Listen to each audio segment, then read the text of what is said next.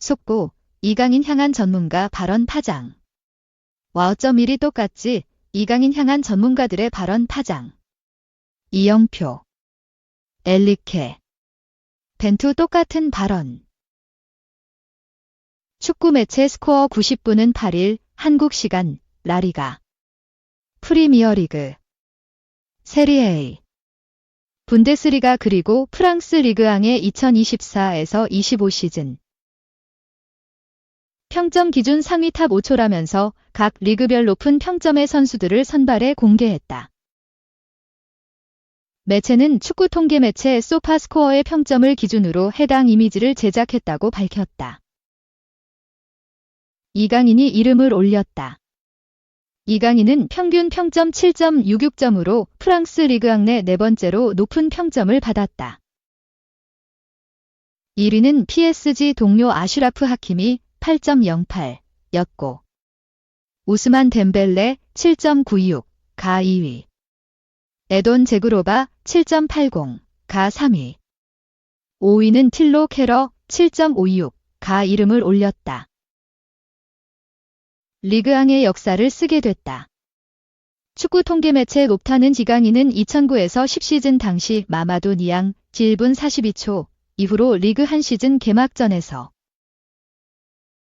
가장 빠르게 골 2분 4초를 터트린 선수가 됐다며 번개라는 칭호를 붙였다. 또한 이날 득점은 PSG 8월 이달의 득점에 선정되기도 했다. 2경기 연속골을 터트렸다. PSG는 프랑스 리그앙 2라운드에서 몽펠리에에 6대0으로 승리했다. 다만 당시 이강인은 후반 16분 교체로 그라운드를 밟았고 이미 5대0이던 상황에 쐐기골을 터트렸다. 최근 두 경기에선 펄스9 역할을 수행했다. 이강인을 펄스9으로 내세우면 중원 영향력을 크게 가져갈 수 있다. 이강인이 최전방에 배치됐음에도 중원으로 내려와 숫자 싸움에 가담해주고 다시 전방으로 쇄도하기 때문이다. 이강인을 막아야 하는 상대 센터백 입장에선 이강인을 따라 나가기엔 공간이 발생하고 가만히 있기엔 이렇다 할 움직임을 가져가기 어렵기 때문에 난처한 상황에 놓인다. 어느 역할을 하던 이강인은 위협적인 선수로 떠오르고 있다. 이러한 활약에 이강인은 리그앙 평점 4위에 이름을 올리게 됐다. 고무적인 부분은 탑 5에 오른 선수 가운데 이강인이 유일한 미드필더 자원이라는 점이다. 이강인은 미드필더 부문에선 리그앙 탑으로 평가받고 있다는 의미로 해석할 수 있다. 2. 홍명보호 10일 요르단전 이강인 황희찬으로 손흥민 공백 메운다. 이강인, PSG,과 황희찬, 울버햄튼으로 이어지는 이황 라인의 홍명보호의 운명이 달렸다. 홍명보 감독이 이끄는 한국 축구대표팀은 10일 오후 11시 요르단 암만국제 경기장에서 요르단과의 2026 국제축구연맹 FIFA 북중미 월드컵 아시아 3차 예선 B조 3차전을 치른다. 대표팀이 줄곧 고전했던 중동 원정이다. 주장 손흥민이 햄스트링 부상으로 빠지는 악재까지 겹쳤다. 경기를 놓을 순 없다. 조 1위, 길승 1무 골득실 플러스 2 4득점, 인 요르단을 꺾어야 순위표 최상단으로 올라갈 수 있다. 서륙의 기회이기도 하다. 올해 초 열린 아시아 축구연맹 AFC 아시안컵에서 두 차례 만나 1무 1패로 고개를 숙였다. 특히 4강에선 0대2로 패하면서 자존심을 구겼다. 이는 한국 축구가 내리막길로 향하는 시발점이 됐다. 홍 감독 입장에서도 이번 경기는 진정한 심판대가 될 예정이다. 9월 A매치 팔레스타인전 0대0무 5만전 3대1승은 홍 감독 선임 후 첫 무대였고 해외파의 늦은 합류로 손발을 맞추지 못했다는 핑계가 있었다. 이제는 두 번째다. 증명하지 못하면 감독 선임 논란부터 자질 논란까지 도마 위에 오르게 된다. 뚜렷한 전술이 없다는 평가를 바꿀 절호의 기회이기도 하다. 홍 감독이 우선적으로 손흥민 빈자리를 채우기 위해 기대를 걸어볼 수 있는 건 황희찬과 이강인이다. 강심장 면모를 다시 기대한다. A매치에서 황희찬은 15골을 기록. 손흥민 49골, 다음으로 골을 가장 많이 넣었다. 손흥민이 빠졌으니 현 대표팀 체제에서 가장 많이 상대 골문을 흔든 것이다. 최근 잉글랜드 프리미어리그 EPL에서 부진의 입지가 줄어든 것은 사실이나 그럼에도 가장 믿음직한 카드다.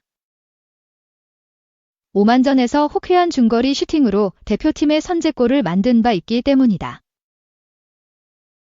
홍 감독 역시 소속팀에서 어려움을 겪고 있는 선수가 대표팀에서 좋은 활약을 해서 힘을 얻고 소속팀에서 돌아가는 경우가 많이 있다. 지난 오만전도 마찬가지고 황희찬이 좋은 활약을 했다고 생각했다고 신뢰를 드러냈다. 이강인은 리그에서 그야말로 미친 폼을 자랑하고 있다. 현재 프랑스 리그 1에서 이강인보다 더 좋은 활약을 보여주고 있는 미드필더는 없다는 평가까지 따르고 있다. 펄스9 가짜 9번이라는 새 옷을 입고도 좋은 경기력을 펼치고 있다. 공격을 만들어내는 능력부터 직접 득점으로 해결하는 능력까지 탁월하다. 리그 1 7경기에 나서 3골을 기록 중이다. 오만전에선 손흥민의 결승골을 어시스트하기도 했다. 먼저 손흥민 포지션의 대체자로 황희찬이 출격할 가능성이 높다. 국내 이선 자원 중 가장 경험이 많고 측면에서 뛸 때 더욱 위력 있는 전형적인 윙어이기 때문. 오른쪽 날개는 이강인이 서고 이재성, 마인츠, 이중앙을 맡아 이선을 꾸리는 것이 유력하다. 최전방 자리는 9월 A매치에 나선 주민규, 울산과 오세훈, 마츠다, 이서고. 홍명보호에 처음 합류한 오현규, 행크가 조커로 활용될 수 있다. 이황 라인은 변칙 옵션이 될 것으로 보인다. 경기 중 황희찬을 최전방 공격수로 올리거나 이강인을 이동시켜 프리롤 역할을 부여하는 펄스9 전술을 활용할 가능성도 점쳐진다.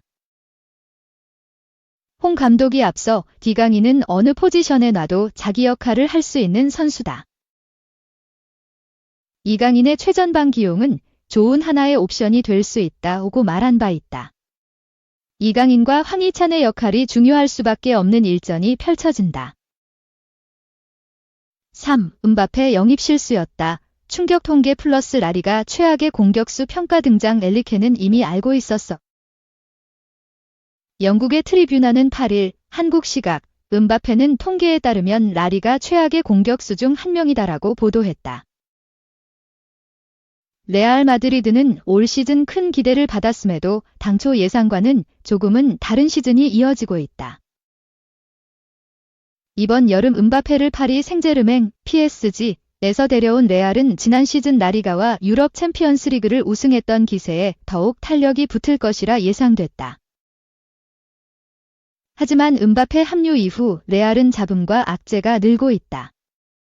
공격진에서는 음바페, 비니시우스 주니오르, 호드리구, 주드 벨링엄의 호흡에 대한 지적이 계속되고 있으며 지난 릴과의 유럽 챔피언스리그 경기 후에는 스페인 언론들이 음바페의 영입 탓에 지난 시즌 팀의 에이스였던 벨링엄이 부진하고 있다고 지적하기도 했다. 최근에는 다니 카르바할, 티보 쿠르투아 등 주축 선수들의 부상 이탈까지 발생하며 레알을 둘러싼 분위기가 심상치 않다. 트리뷰나는 음바페는 올 시즌 라리가에서 전방 압박을 가하는 면에서 최악의 공격수 중 한 명인 것으로 드러났다. 그와 반대로 무려 37세 공격수 이아고 아스파스는 이런 부분에서 최고의 선수였고 비니시우스도 음바페보다 훨씬 더 상대를 압박했다라고 전했다. 현대 축구에서 공격수의 수비 가담은 선택이 아닌 필수다. 물론 공격에서 많은 책임을 지는 에이스 선수의 경우 수비 부담을 덜어주기도 하지만 레알에서는 음바페만이 팀의 유일한 에이스가 아니다. 또한 음바페가 압박에 관여하지 않으면 다른 선수들의 부담이 커질 수밖에 없다. 트리뷰나는 루이스 엘리케 감독은 과거에 이를 지적한 바 있다. 그는 PSG와 바르셀로나의 유럽 챔피언스리그 경기 전 음바페가 그의 우상인 마이클 조던 같은 사람이 되고 싶다면 수비에도 많이 기여해야 한다고 밝혔다라며 과거에도 이러한 지적이 있었다고 설명했다. 큰 기대를 모았던 음바페, 영입이 기대에 어울리지 않은 성과로 팬들을 실망시키고 있다. 레알과 함께 최고의 선수로 도약하려는 음바페의 계획에도 제동이 걸렸다. 음바페와 레알 모두 해결책을 찾아야 레알의 올 시즌이 기대에 걸맞은 성적으로 마무리할 수 있을 전망이다. 저는 맨시티의 1480억 제안을 거부했습니다. 왜? 슬램덩크 서태웅과 같은 이유로. 정말 이런 이유로 유럽 빅클럽에 큰 제안을 뿌리치고 팀에 남은 선수가 있다. 주인공은 이탈리아 수비의 전설. 유벤투스 수비의 전설. 당대 최고의 센터백이었던 레오나르도 보누치다. 보누치는 2010년부터 2017년까지 유벤투스에서 활약한 전설이다. 그는 2017년 AC 밀란으로 잠시 갔다. 2018년 다시 유벤투스 복귀해 2023년까지 뛰었다.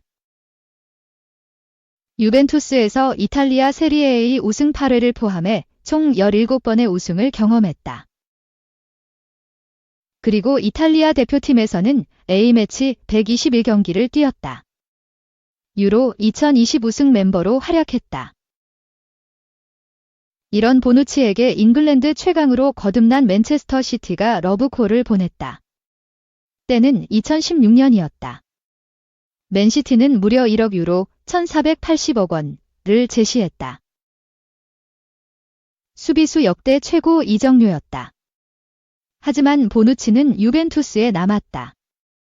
2017년 프랑스의 파리 생제르맹 PSG 역시 보누치를 유혹했다. 하지만 보누치는 이탈리아를 떠나지 않았다. 이유는 명확했다. 단 하나. 집에서 가까워서. 실제로 보누치는 이탈리아를 거의 떠나지 않았다. 인터 밀란 유스로 시작해 1군에 올라선 후 쭉 이탈리아에서만 활약했다. 두 번째 유벤투스 생활을 끝낸 말년. 2023년 독일의 우니온 베를린으로 이적했다. 이것이 첫 번째 외국 경험이었다. 그리고 2024년 튀르키의 페네르바체로 이적한 후 현역에서 은퇴했다. 그만큼 보누치는 이탈리아에 대한 애정이 컸다. 보누치는 스카이 이탈리아를 통해 당시 상황을 떠올렸다. 그는 나는 항상 옳고 정직했다. 맨시티의 이적 제의는 2016년에 있었다. 나는 맨시티로 가지 않았다. 유벤투스가 나를 팔지 않을 것이라고도 생각했지만 나는 유벤투스에서 정말 행복했다. 2017년 PSG에서도 전화가 왔다.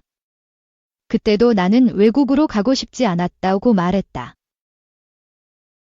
이어 2017년 AC 밀란에게도 전화를 받았고 AC 밀란행의 녹색불이 켜졌다.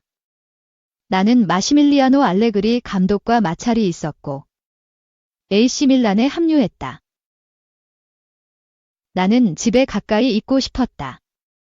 나의 아들 때문에 집에서 멀리 떨어질 수 없었다. 커리어에 변화를 줘야 할 때 나는 항상 같은 마음이었다. 해외로 가고 싶지 않았다고 설명했다.